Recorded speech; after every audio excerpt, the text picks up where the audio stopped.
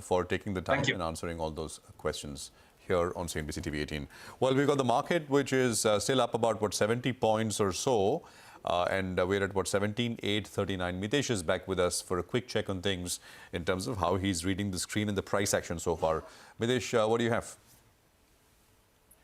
John, nothing much has changed on the index. It's still ambling between that 17,950 to about 17,750, 700 zone. And we, as I've been maintaining for the last 20 days, I think this flattening of volatility indicator suggests that this range might just extend for another 2-3 sessions. So just waiting out on the index. On the stock side, I think Denmark is something which has come on my radar. I think, Mitessh, there's some issue with your audio, so we'll just come back to you. Just wanted to, get a couple of stocks on board. By the way, Glenmark is up almost 3%, so the street definitely liked what the management had to say. 10 to 12% growth for FY24 is what they're looking at. They've brought down their debt as well. And, a couple of other details. They expect the remediation measures of their Baddi plant and the other issues that the US FDA has brought up, that is expected to be completed by the first quarter of FY24 itself. So a lot of details coming through, and the stock is up about 2.5%. In terms of some other result reactions, the entertainment continues to be under pressure, and Nykaa as well. I think that margin pressure is something that the street doesn't like. But I think Mitessh is back with us. Let's go to him. Mitessh, just some thoughts on Nykaa. What do you do here at 144 and the other stocks that you were referring to? So I'll take Nykaa first. I think has had a gap down opening. I think this, was showing some signs of reversal.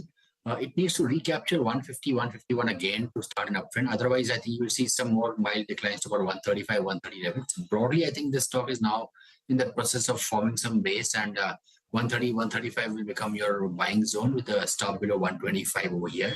And I think eventually the stock will get past 150, 155 zones to head, give you a trading rally at about 175, 180 levels. So I think time to slowly wait and watch and accumulate the stock on lower levels.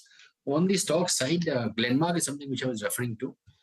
That's a buy with a stop at about 422 levels for targets of around 455. While the other one which I like is Intellect Design and Software. I think that's showing signs of continuation on the upside. So buy this with a stop at 460 for targets of 494. All cargo, if you can pull that up and tell us what's happening there, and where are supports?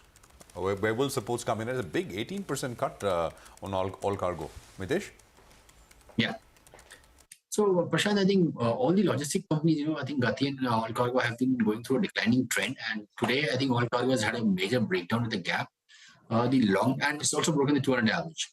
The long-term, pivot is at about levels of 324, not very far from the day's low of 327. But I suspect eventually it will break.